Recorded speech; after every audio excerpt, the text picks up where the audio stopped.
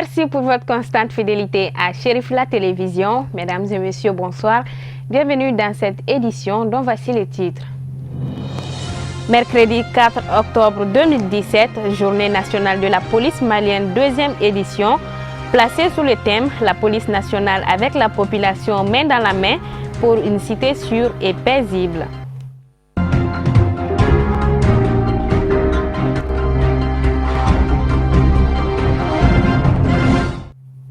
Dans la dynamique de la loi de la programmation militaire, le chef de l'État malien, Ibrahim Boubacar Keïta, concrétise ses engagements à équiper de manière efficiente les FAMA.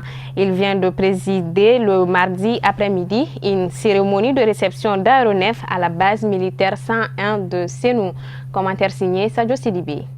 La montée en puissance des forces de sécurité et de défense maliennes se réalise de jour en jour grâce à la détermination de celui qui endosse également les grands titres de chef suprême des armées, le président de la République Ibrahim Boubacar Keïta.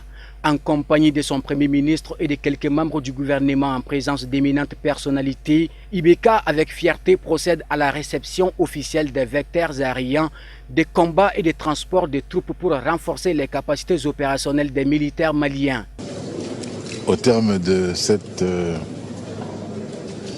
ce défilé aérien, je crois que chacun sait, je l'ai dit à satiété, combien j'étais préoccupé par le sort de l'armée malienne, combien le dénuement de notre armée m'angoissait, combien j'avais honte d'envoyer en mission des enfants de ce pays sans couverture aérienne, combien il me pesait de faire le constat, incident après incident, de tels tronçons de ravitaillement sur lequel les pièges ont été tendus impunément.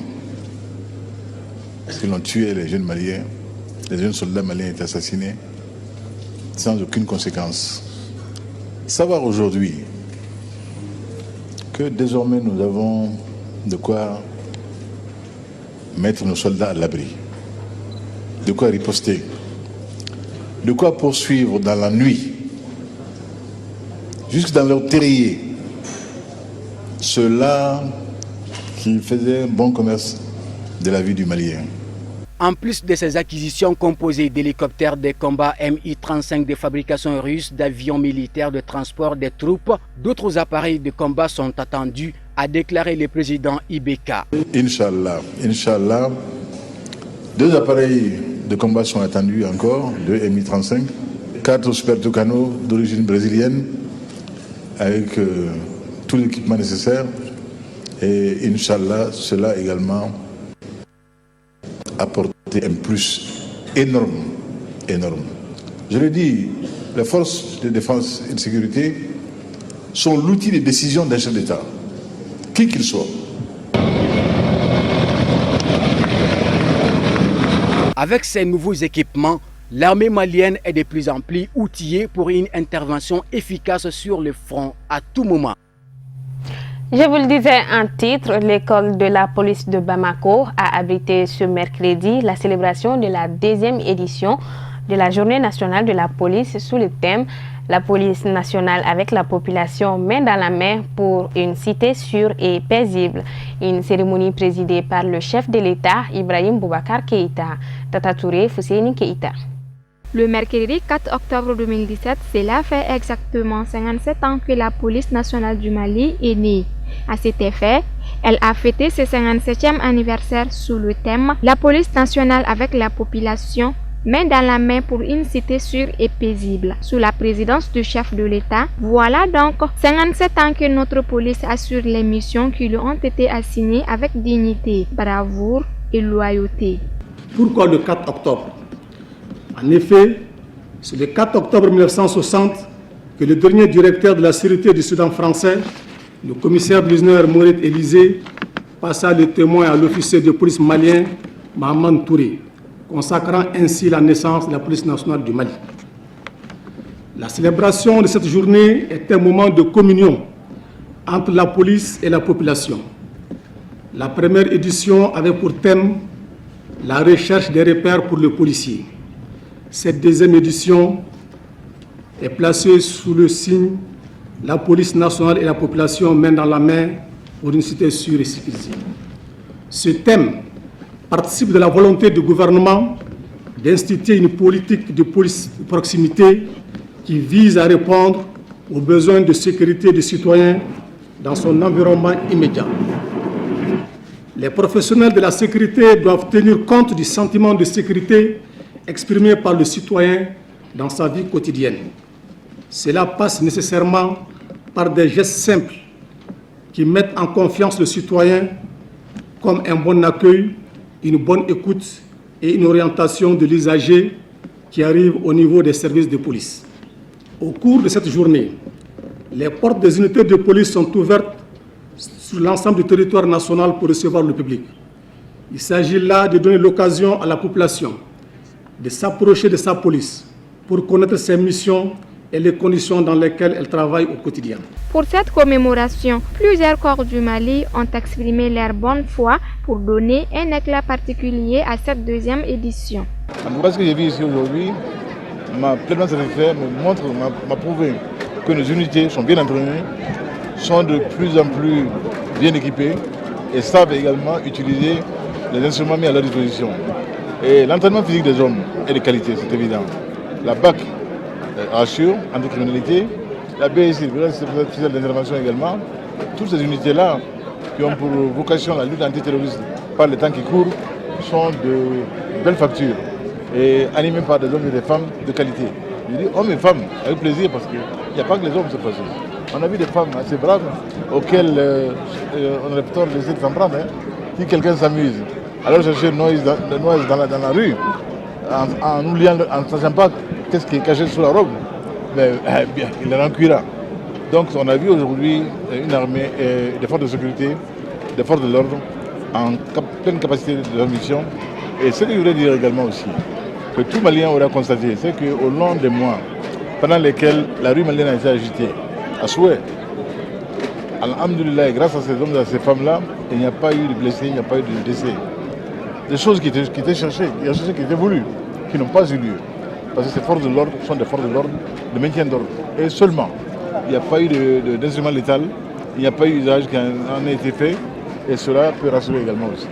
Donc, au total, une belle journée, et la police nationale a droit à cette journée, à elle dédiée chaque année, le 4 octobre.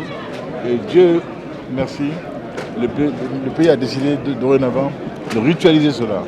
Autre temps fort de cette cérémonie, c'est la remise de diplômes d'honneur à certains policiers, puis un défilé militaire, ensuite la remise des kits scolaires, le tout couronné par des prestations d'arts martiaux.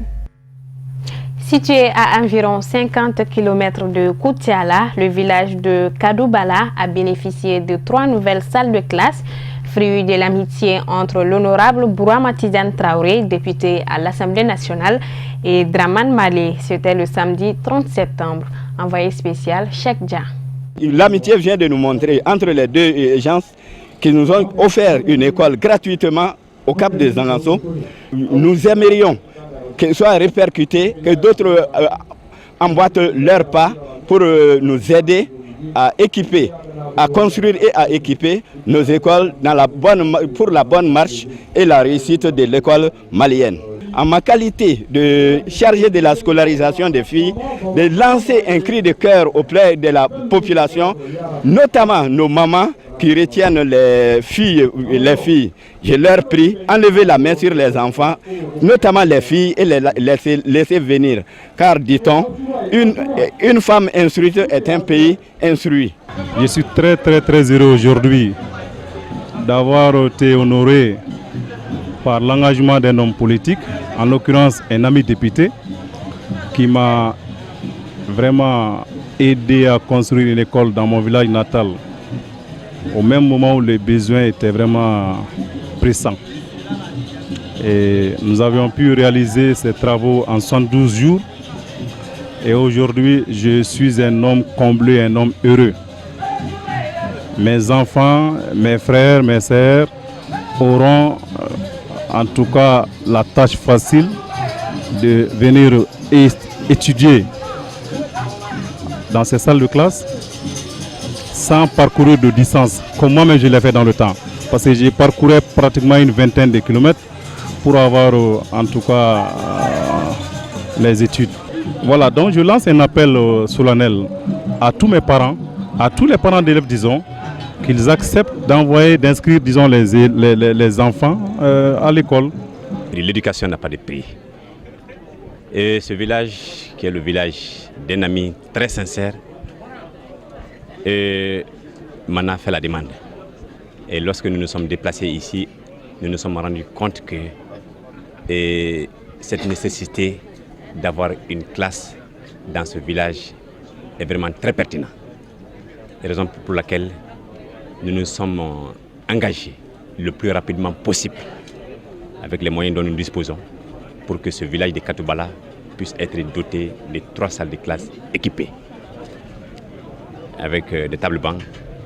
Et je pense que l'ami aussi a fait un château d'eau qui les donne aussi de l'eau potable.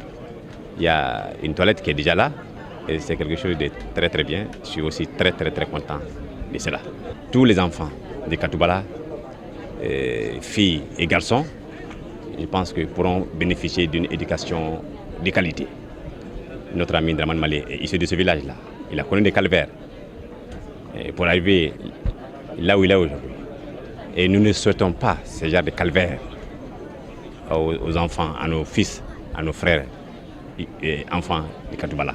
C'est la raison pour laquelle nous nous sommes investis pour doter ce village-là vraiment de ces infrastructures scolaires pour le bien-être des enfants de Katoubala et de la commune de Zeyna en général.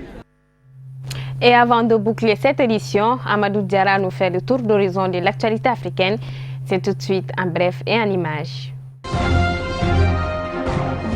Jean-Yves Le Drian, le ministre français des Affaires étrangères en visite en Côte d'Ivoire pour relancer les échanges avec l'Afrique. Le patron de la diplomatie française a plaidé pour la refondation du lien entre Paris et les pays africains, une nécessité alors que la part de marché de la France dans le continent s'est effondrée ces 15 dernières années.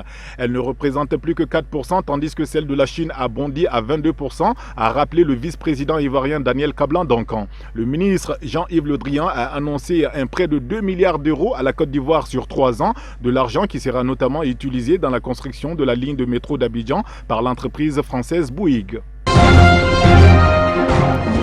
Jean-Yves Le Drian était également au Niger dans la capitale Niamey où il a affirmé mardi 3 octobre que la force du G5 Sahel allait constituer une bonne réponse aux questions sécuritaires dans la région avec le soutien de la France. Mardi matin dans la capitale nigérienne, M. Le Drian s'est entretenu pendant près d'1 heure avec le président Mahamadou Issoufou et a visité le poste de commandement de la force pour la zone centre implantée à Niamey. Ce PC devait être terminé fin septembre mais les travaux ont pris du retard. Une conférence internationale de planification des contributions pour le G5 est prévue le 16 décembre 2017 à Bruxelles. En attendant, les pays de la région planifient déjà leur première opération. En pleine épidémie de peste, le gouvernement malgache met les bouchées doubles pour tenter d'enrayer la maladie. D'autres cas sont attendus dans le pays, assurent les autorités. Pour ce faire, des mesures d'urgence ont été mises en place. Les salles de classe sont désinsectisées, les réunions et manifestations interdites. L'objectif à terme est de faire baisser considérablement le taux de propagation de cette maladie. Depuis 1980, la peste réapparaît presque chaque année à Madagascar, généralement d'octobre à mars, et les autorités misent sur les mesures d'urgence. La saison pestieuse coïncide avec la saison de pluie. Elle a déjà fait au moins 24 morts depuis que le premier cas a été enregistré le 28 août dernier. La chasse aux migrants subsahariens a de nouveau repris en Algérie. Pourchassés par la police, plusieurs d'entre eux dépourvus de documents officiels ont été expulsés vers la frontière avec le Niger. Tout le mois de septembre, ces migrants issus du Mali, du Niger ou encore de la Guinée ont été interpellés à Alger, la capitale algérienne, par la gendarmerie. Par la suite, ils auraient été conduits en Tamaracet, à 2000 km au sud d'Alger pendant plusieurs jours avant d'être reconduits de l'autre côté de la frontière. Jeudi 28 septembre dans la nuit, certains migrants affirment avoir été relâchés dans le désert. La police municipale de Barcelone a évalué à 700 000 le nombre de personnes ayant manifesté mardi dans la ville pour protester contre les violences de la police espagnole ayant émaillé dimanche l'organisation d'un référendum d'autodétermination interdit en Catalogne. Un porte-parole de la mairie a précisé que cette estimation prenait en compte différentes manifestations dans la ville dans l'après-midi et la soirée. Les violences policières ont fait plus de 800 blessés dimanche et provoqué la colère des Catalans, qu'ils soient indépendantistes ou non. Après les événements des derniers jours, les Catalans se sentent perdus à l'instar de quelques personnes interrogées qui estiment ne pas être pour l'indépendance. Et enfin, les États-Unis d'Amérique ont expulsé mardi 3 octobre 15 diplomates cubains en poste à Washington après avoir rappelé de la Havane plus de la moitié de leur personnel en réaction aux mystérieuses attaques qui ont affecté la santé de 22 Américains. Nous maintenons nos relations diplomatiques avec la Havane, mais les expulsions ont été décidées en raison de l'incapacité de Cuba à prendre des mesures appropriées pour protéger nos diplomates et aussi pour assurer l'équité dans la présence diplomatique des deux pays, a déclaré le secrétaire d'État américain Rex Tillerson dans un communiqué. Les diplomates cubains expulsés ont désormais 7 jours pour quitter le territoire américain. Le chef de la diplomatie cubaine estime que cette décision est injustifiée, infondée et inacceptable. Il a appelé Washington à cesser de politiser ce sujet et l'estime responsable de la détérioration des relations bilatérales. Voilà, c'est ce qui met fin à ce journal. Merci de l'avoir suivi. Le programme continue sur Chérif La Télévision. Bonsoir à tous.